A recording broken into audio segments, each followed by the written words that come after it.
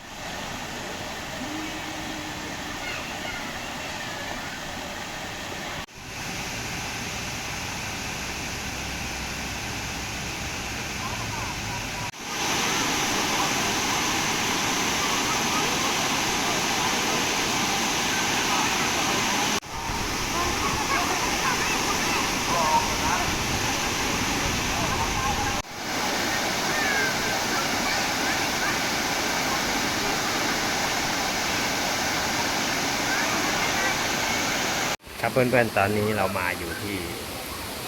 สระบุรีนะฮะน้ำตกเจ็ดสาวน้อยนะมี7 ชั้นก็เดินผ่านมาถ่ายมาเรื่อยๆนะฮะเป็นชั้นๆเรามาถึงชั้นที่4แล้วนะฮะชั้นที่4เขาว่าสวยงามสุดที่เหลือเนี่ยเหมือนเขาปิดหรือเปล่าถ้าให้เดินขึ้นไปไหมเดี๋ยวเราลองขึ้นไปดูกันครับ